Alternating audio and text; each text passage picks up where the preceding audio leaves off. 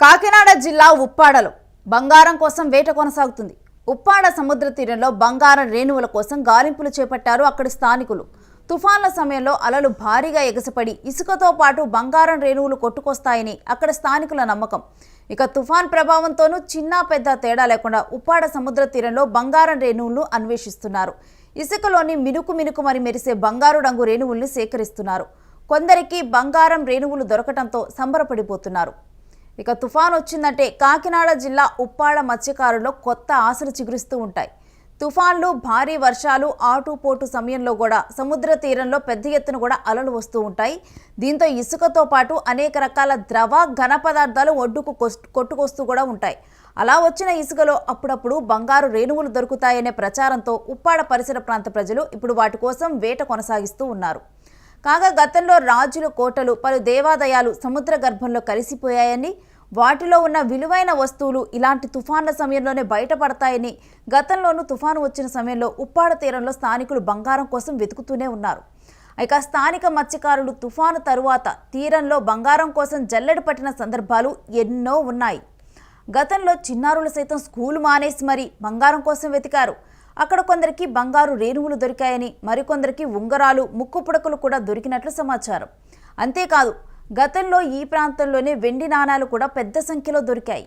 దీంతో మరోసారి సముద్ర తీరానికి వచ్చి ఏమైనా దొరుకుతుందా? ఈ మోందా తుఫాను ఎఫెక్ట్తో కూడా సముద్రం అల్లకల్లోలంగా అయిన పరిస్థితిని చూసాం. ఇక ఈ పెద్ద అలలకు సముద్ర గర్భంలో ఉన్నటువంటి అప్పటి ఏదైతే సముద్ర గర్భంలో కలిసిపోయినటువంటి బంగారు నిధులు కానీ, లేకపోతే ఒక్కోసారి సముద్రాల్లో ఓడలు మునిగిపోతూ ఉంటాయి, అవి కొట్టుకొస్తూ ఉంటాయి, వాటిలో నిధులు చాలా ఉంటాయి. ఇలా కూడా వీటన్నిటిని కూడా దృష్టిలో ఉంచుకొని వీళ్ళందరూ ఇలా వేట కొనసాగిస్తూ ఉంటారు. మరి ఈసారి కూడా ఏమైనా దొరుకుతుందా అని సముద్ర తీరాన్ని కూడా జల్లెడ పడుతున్నారు స్థానికులు. అసలే ఇప్పుడు బంగారం, వెండి ధరలు ఆల్ టైమ్ హై రికార్డును సృష్టించి కాస్త తగ్గుముఖం పట్టాయి. సామాన్యులు బంగారం కొనలేని పరిస్థితి కూడా ఏర్పడటంతో ఇక ఇప్పుడు ఉప్పాడ తీరంలో బంగారం కోసం ఇంకొంచెం ఎక్కువగానే వేట ప్రారంభించారు. వాళ్ళకి దొరికి చిన్న బంగారం రేణువులతోనే సంతోషపడుతూ ఉన్నారు.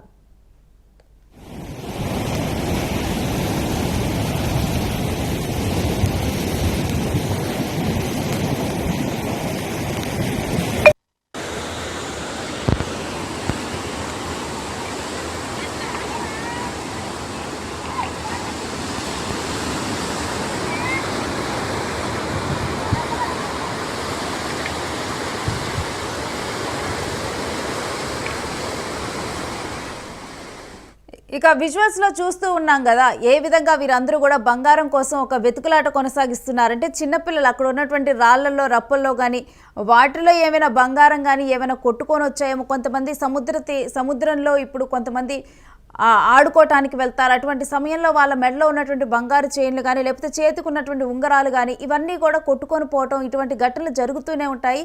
ఎక్స్పీరియన్స్ చేస్తాము. ఇక ఇలా అలలు వచ్చినప్పుడు కానీ, ఇలాంటి ఏదైనా తుఫాన్లు వచ్చినప్పుడు కానీ, అలలు ఎక్కువ ఉధృతిగా వచ్చినప్పుడు, ఆటుపోటులు ఎక్కువగా ఉన్న సమయంలో కూడా ఇలానే బంగారం వేట కొనసాగిస్తూ ఉంటారు ఇక్కడ. ఇప్పుడు కూడా ఇక ఈ మోందా తుఫాన్ ఎఫెక్ట్తో కూడా పెద్ద అలలు వచ్చాయి.